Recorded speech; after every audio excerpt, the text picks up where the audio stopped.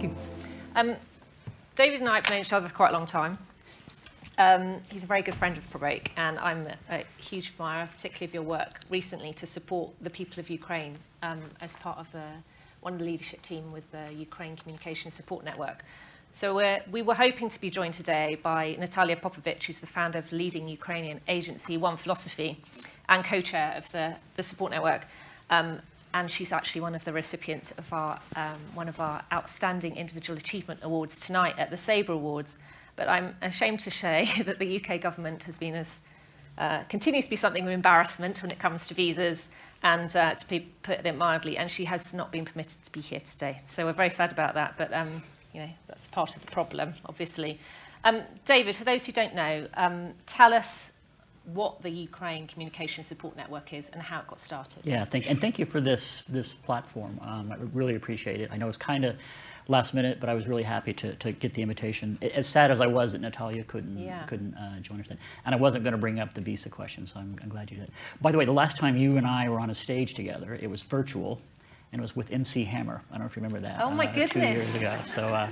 At your book launch. Yeah, what a weird business. That was a very weird day, getting retweeted by MC Hammer. I enjoyed it though. I did show my mum. It was a strange day. So the network, I wasn't around really for the beginning of it, so I don't want to take credit for something that I didn't build, and I don't actually know the true early roots of it. But I know just about as soon as the war broke out, there was an agency in Ukraine that basically issued an SOS and asked for support from the international community, and much of that support rose up from the UK. I know the PRCA was an instigator behind that. There are a number of agencies that kind of raised their hand and got behind it.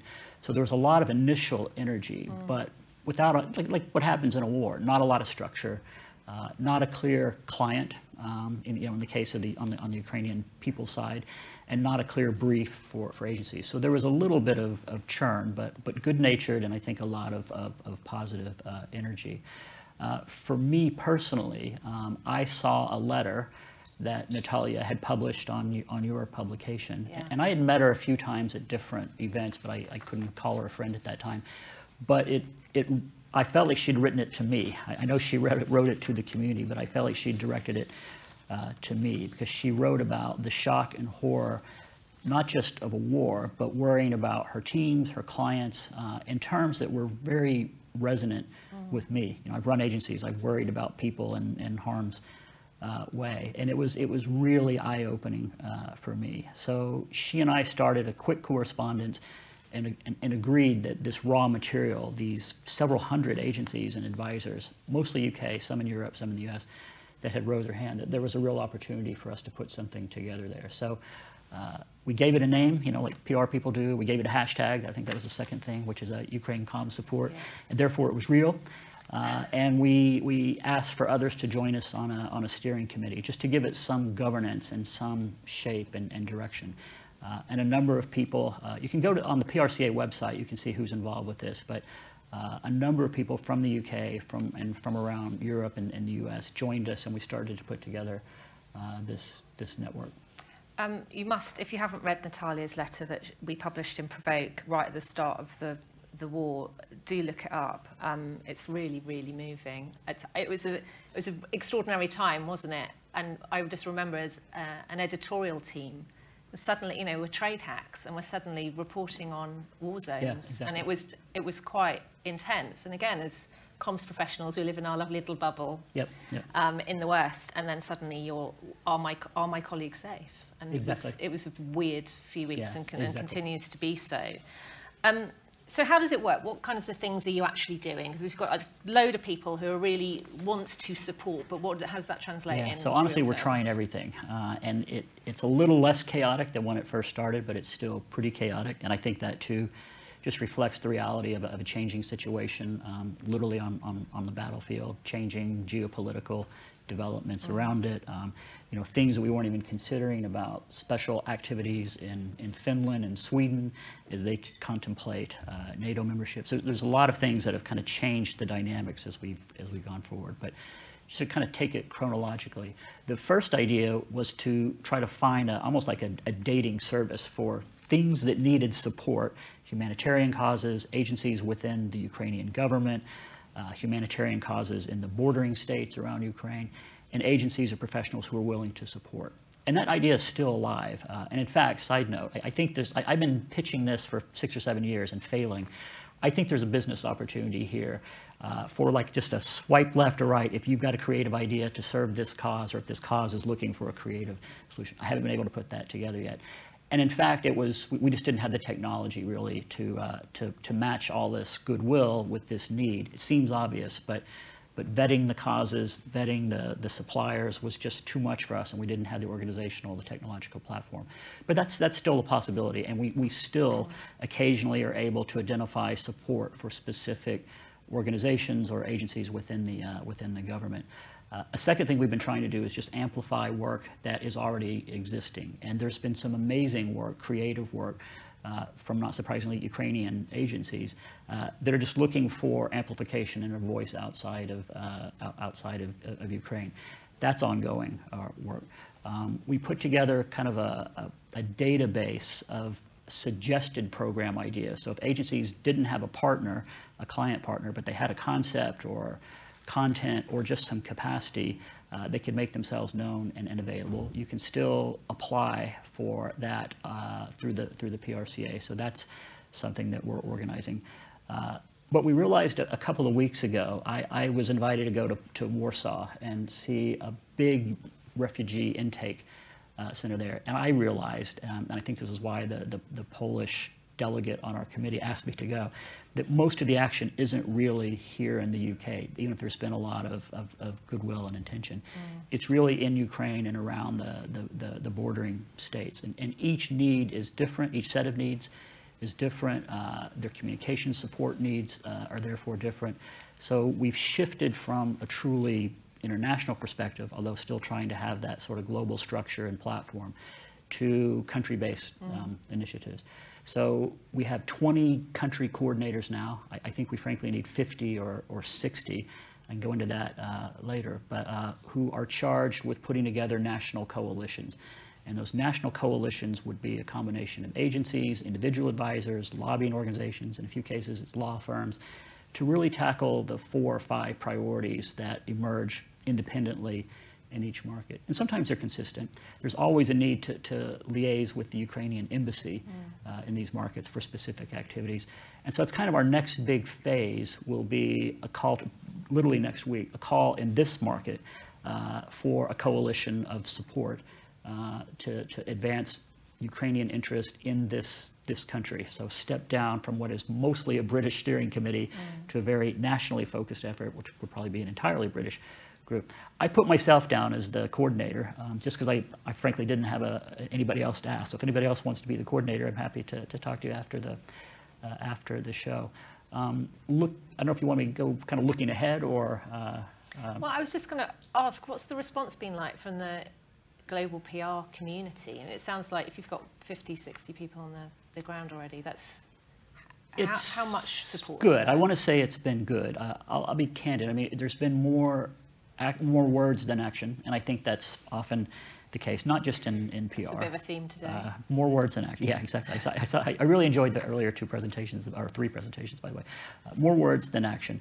But in fairness, we, as a steering committee, we haven't been clear on how to help, and so I think that's more on us than on any failing from the PR community. Having said that, I think the advertising community has been very fast. And maybe it's just because they don't think as much at the beginning, and they just start making stuff. And I was inundated with stuff from the advertising agency. You know, a lot of it was shit, and we wouldn't put it forward. But a lot of it was pretty good, and it was made really quickly. And so I was moved by that. I've also just been impressed by other communities. Just by chance, when I got involved with this, I came across a woman here. She's a famous Ukrainian chef and cookbook author, Olia Hercules, and she has an enormous Instagram following. So we get way more traction on her Instagram feed alone than from the rest of the PR community worldwide. Wow. And that was a wake up for me as well. So we're clearly not connecting in ways that are easy for the PR community to respond to. But again, some individual agencies have done really remarkable work. They've raised their hands and they put forward their own intellectual thinking and ideas. So I'm encouraged that if we can get the intake process right, we'll have a lot more output from the PR community. There's been a lot of focus on misinformation, disinformation and propaganda and combating that as part of the communications efforts from the rest of the world. How much focus is there on that issue? It's been a huge focus, and I have really mixed feelings about this. And anybody who knows me, it's a personal interest of mine. I think that as we're firmly now in the attention economy, misinformation is literally the organized crime of our new economic environment. And you see this the way statecraft is practiced. You see it in discussions about achieving net zero status. You see it with public health and vaccine policy. I think you see it, frankly, at least in my native country, on kind of an assault on democracy. Some people might say that's happening here too. So I do think misinformation is central to the discussion, especially as communicators, for us to understand that. And so I think it's right for us to tackle that. And in fact, I'm hoping to launch a new project that's not just Ukraine specific on misinformation. So if that's an interest for you, I'd love to talk to you after this as well. But it's also a distraction. It's kind of an academic, abstract conversation for us to have as communicators. So we can talk in theory about propaganda, and we've all got our own models and ideas about how to fight it and counter it. It's a good conversation to have, but I think it's a distraction, or it's a feel-good activity for us to pretend like we're actually putting ourselves forward to deal with a real live war that's happening right now, a few hundred kilometers away. So I would urge people, sure, let's talk about misinformation. Let's think about how it plays into this war's beginning, how it's playing into this war's conduct, and what it means for the future. But let's not use that as our only source of contribution or activity. What do you think the biggest challenge is going to be for the network as you go forward? Well, we're seeing them already. I mean, frankly, I don't want to say apathy, but fatigue. You can really only stay focused on this, especially when you're removed from the violence, from afar. It's hard to keep people's attention and focus on this. And there are competing interests. And I really, even just today, we've talked about a lot of other priorities, important priorities for agency leaders, for communicators to tackle. And this is just another thing to think about. There are other big issues in the news. I mean, I'm interested in a few other causes and topics. And it's really hard to maintain 100% outrage on 3 or 4 different things. Even for you, and you're really good at outrage. I'm really good at outrage, and I've been meditating on how to be consistently outraged on 4 or 5 different things at a time. But literally, on Wednesday morning, when news of the shooting in Uvalde, Texas broke, and I grew up like 20 miles from there. I had begun to hear this on Twitter, but it was a Ukrainian woman that I met through this network who works for the embassy in Ottawa, who texted me and said, I know what this is like, and if you want to talk about this, I'm happy to talk. And she didn't mention I know her family's at risk in eastern Ukraine, and I was really touched by that. But I was also inspired by the idea that you can maintain a focus on multiple issues at once, and you can take what you've learned and put that into other people's hands to use as they deal with their own things. And I'm not for a second saying that my distant connection to a shooting in Texas is anything like a war in Ukraine. But I do see a kind of a human connection and ability for us to keep our attention on a few different problems at the same time. So how can agencies get involved? Where are there areas you still need help? Well, easily, the easiest thing to do, there is a newsletter. I mean, this is some really basic stuff, but the PRCA publishes a newsletter. You can find it on the website. I would just ask that you subscribe to that as an individual or as an agency. We try to keep some inspiring content on the site. You heard from Elena this morning, by the way, and she's been on the steering committee from the beginning. I do think it's important that you as best you can, maintain a real-life connection to the Ukrainian people and people who understand what we're up against as professionals. So I was actually reluctant when I saw her video. I thought, I don't want to go after that because it's a pretty powerful statement. But we try to produce content like that at least once a week. We try to keep people up to date with other forums like this, other conversations we're having. I think we've had probably a dozen podcasts or we got a big back catalog of podcasts and webinars. Some a little heavily focused on misinformation, but some have gone into new directions. So you can see what is coming and what you can sign up for. But really, for this audience, and I'm assuming this is mostly UK, pay attention to the call for support for the National Coalition, and I would love to have 40 or 50 individuals and agencies part of that UK coalition. I don't know that there will be specific briefs for each of you, but there'll be things that I'm sure we can do better together than we can either not do at all or try to do separately. Get involved, folks. Sign up.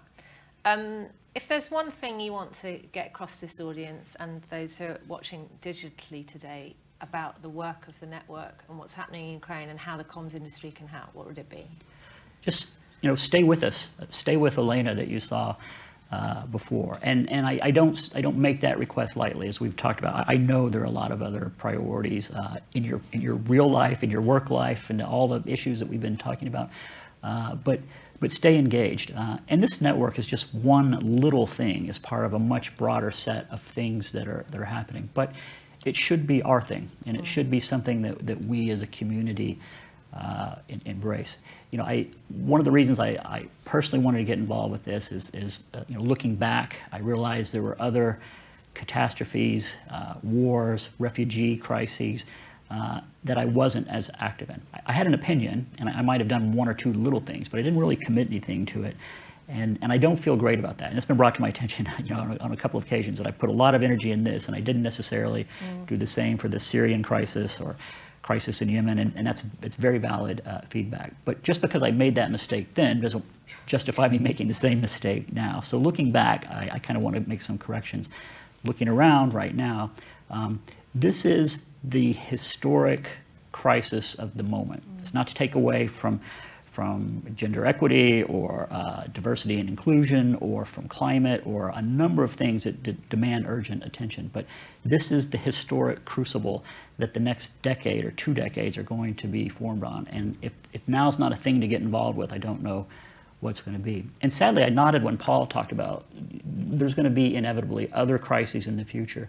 And what I really hope will come out of this network is some sort of blueprint or some sort of infrastructure for this community to be able to rally together in the future. And I honestly think there's another opportunity. I don't know if it's like a PR without borders type of setup, but I do think there's a lot of talent that is very happy, and creative minds and processes and thinking that is very happy to be picked up and deployed where it's needed, but people just don't know how to do that. So I hope if there's any lasting legacy from this network, it is to put something in place that we can retool and turn on for the next.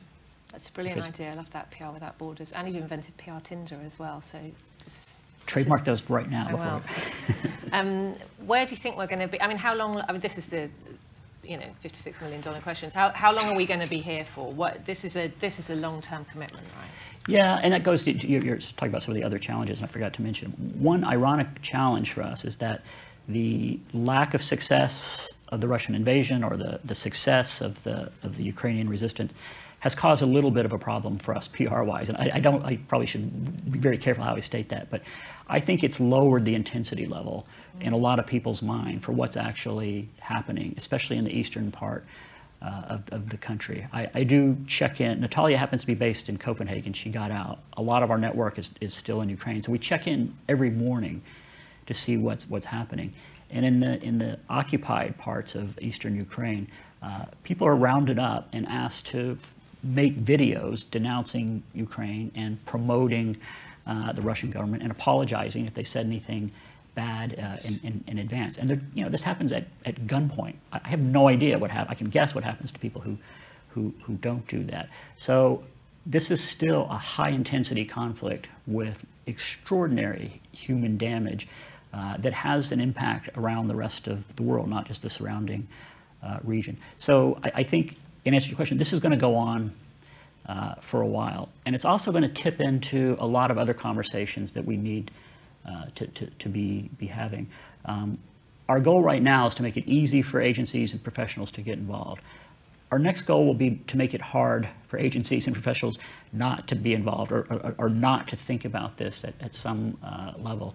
We published last week, the first time we tried this, was a set of guidance, advice for the advisors on how agencies and lobbyists and others should be talking to their clients about resumption of business. You know, there's already been talk in the business community about when is it okay to go back to business in Russia and Belarus, and what are the conditions for that. And what we've tried to say is that cessation of hostilities isn't the right metric for that. That would actually bring money back into the Russian military operations far prematurely for before this conflict's resolved. So I don't know if we're running out of time, but so that's one thing that we're asking agencies to consider adopting. There's another potentially more, I won't say aggressive, assertive tactic, and I have a draft right now. We're just waiting for a legal review before we do anything with it. But we modeled something, basically a pledge for agencies and holding companies to honor about what steps they would take before they resume their own operations, and frankly, before they would serve clients. Basically enhanced due diligence for the types of clients they would work with in Russia and Belarus. There's a statement, an investor statement from the Heartland Initiative that we modeled this afternoon. It's worth Googling. It sets a pretty high standard for when is it right, ethically and morally, to go back into to business. And I think it'll take a very long time for any business in that part of the world to meet those types of standards. I also acknowledge it'll make us uncomfortable. We'll be tempted to go back in for good reasons, probably, before this war is concluded. Do you think we'll ever go back to a situation where all the big global PR and marketing networks reopen their or reclaim or re-own their Russian operations? Because they've all, I think, almost without exception, shut down or divested or.